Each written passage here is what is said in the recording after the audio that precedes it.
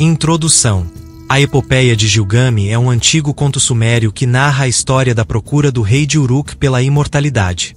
Esse poema épico foi escrito 2000 anos antes de Cristo na Babilônia e foi encontrado nas ruínas de Nínive em 1849 DC pelo arqueólogo Austin Layard.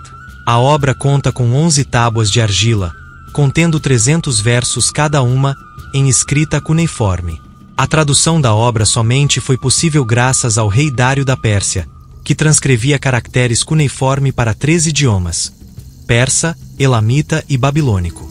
O nome original do épico dado pelos sumérios, Shah-Nakba Imru, e quer dizer, aquele que viu a profundeza. Na história, os deuses de Anunnaki criam um homem feito a partir do barro e dão a ele o nome de Enkidu. Isso com o propósito de tornar o rei Gilgame mais humilde, pois este havia se tornado muito arrogante e opressor do povo de Uruk. Os dois acabam se tornando amigos e se envolvem em várias aventuras, até que desrespeitam a deusa Inanna e, como punição, os deuses decidem matar Enkidu. Gilgame decide então ir à procura de um homem que havia conseguido a vida eterna. Esse era Utnapishtim, o homem que sobreviveu ao grande dilúvio junto com sua família através de uma arca de madeira. É exatamente esse trecho da epopeia que você irá ouvir aqui no canal Casa do Messias. As semelhanças com a Bíblia são impressionantes, tanto que tem estudiosos alegando que a Bíblia é uma adaptação da epopeia de Gilgame. Mas será que é isso mesmo? Ou é só mais um povo antigo contando a realidade que viveu sob seu próprio ponto de vista? Se um dilúvio global existisse, e somente uma família sobrevivesse, e dela descendessem todas as famílias da Terra, seria incomum achar narrativas tão próximas. Um evento pode ser contado de várias formas diferentes. Basta pedirmos para pessoas diferentes com personalidade diferente narrar.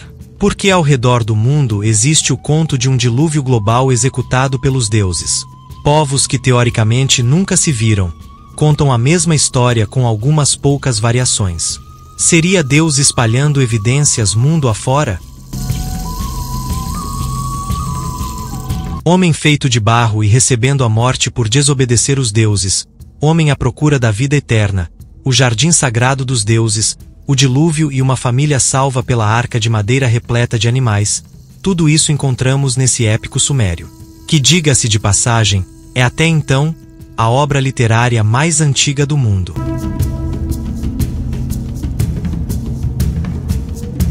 Na Grécia temos o conto de Zeus e Deucalião, onde Zeus, enfurecido com a impiedade da humanidade, inunda a terra e a extermina.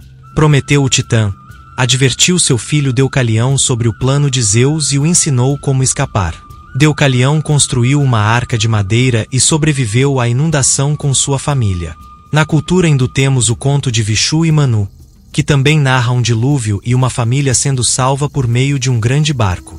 Na cultura inca, o deus criador Viracocha, enfurecido com a maldade humana, enviou o dilúvio poupando a vida de 3 indivíduos destinados a repovoar a terra. Estamos falando de povos que nunca se viram. Vão dizer que os incas copiaram o conto sumério? Ou que eles copiaram a Bíblia? Faz mais sentido crer que todos estão relatando um fragmento histórico, de uma catástrofe da qual todos eles descendem. Cã, Sem e Jafé. Em breve postarei essas outras narrativas uma por uma aqui no canal. Para não perder, se inscreva na Casa do Messias. Não esqueça de ativar o sininho. Obrigado pela curtida e pelo comentário. Segue agora a narrativa do dilúvio da epopeia de Gilgame. Boa audição!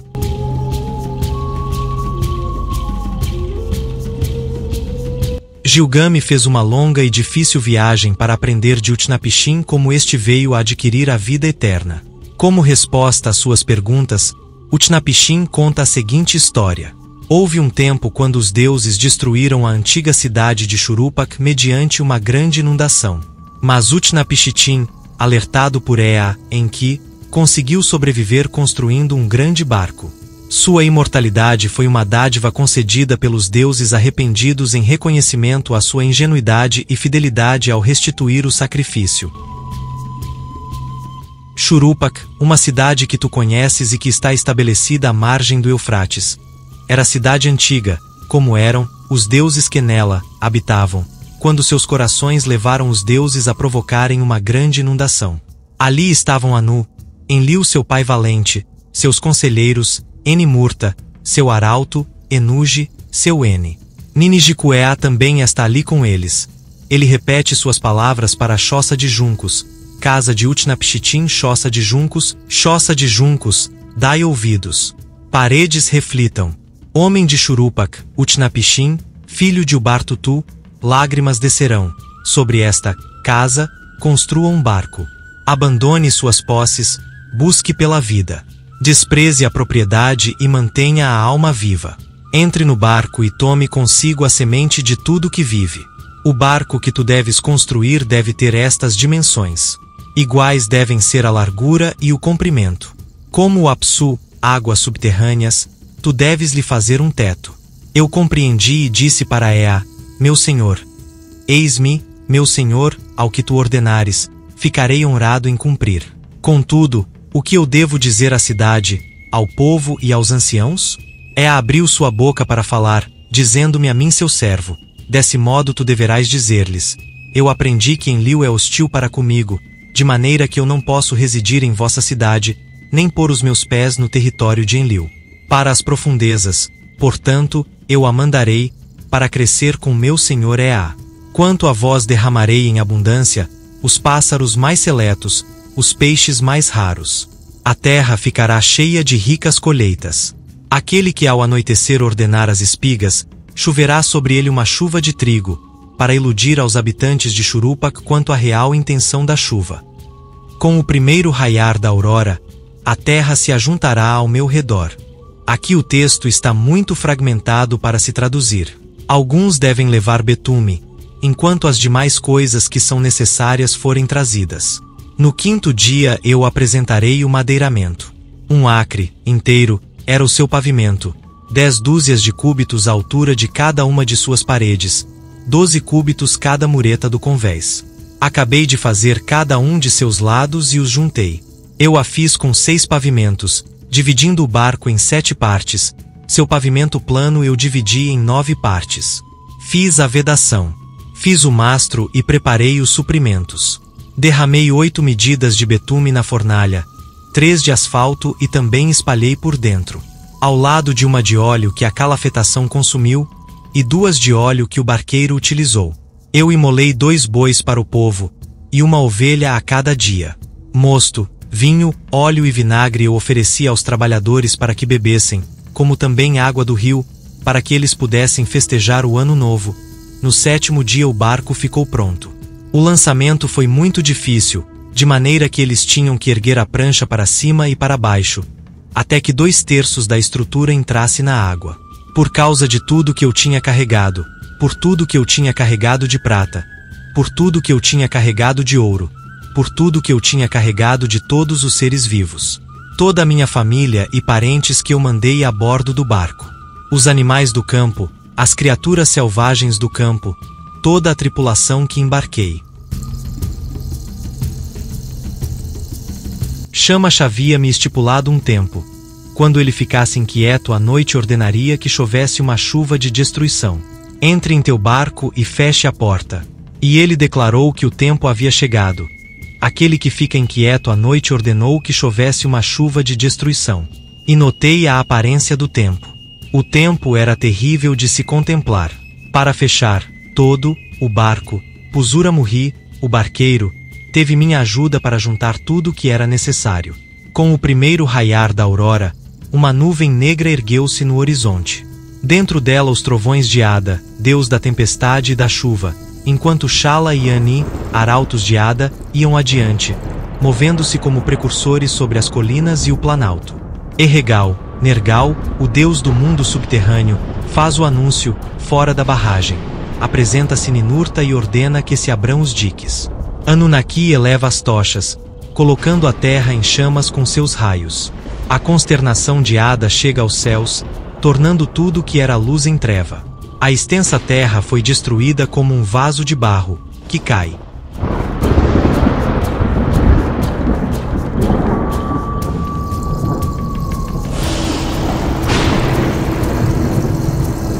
Por um dia a tempestade devastou, a tudo, amontoando rapidamente tudo o que devastou, submergindo as montanhas, sobrepujando as pessoas como numa batalha.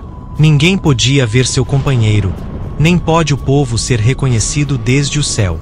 Os deuses, que habitavam a cidade, estavam assustados por causa do dilúvio.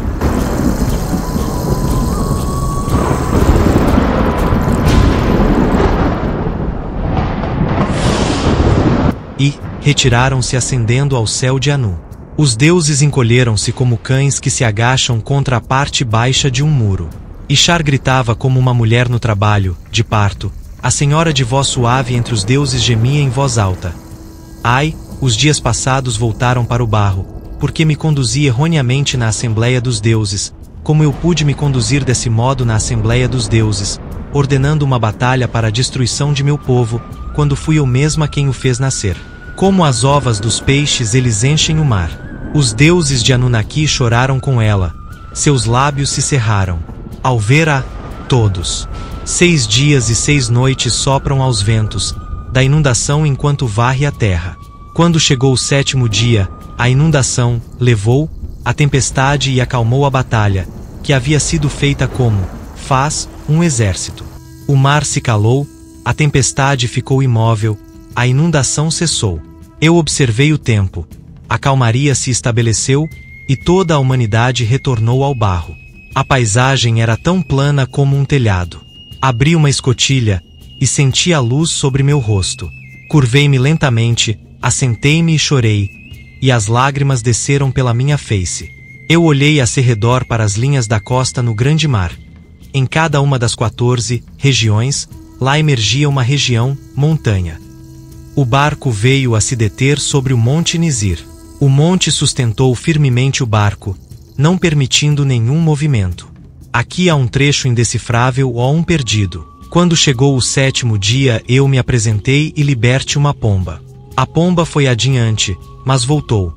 Não havia lugar para repousar, por isso ele voou ao redor e voltou. Então me apresentei e libertei uma andorinha. A andorinha foi adiante, mas retornou.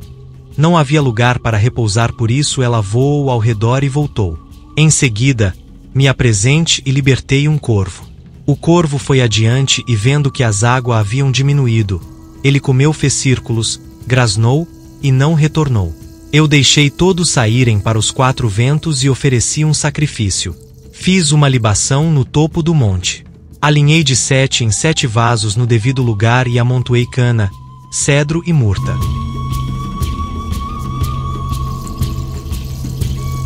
Os deuses sentiram o aroma, os deuses sentiram o doce aroma, os deuses se ajuntaram como aves sobre o sacrificador.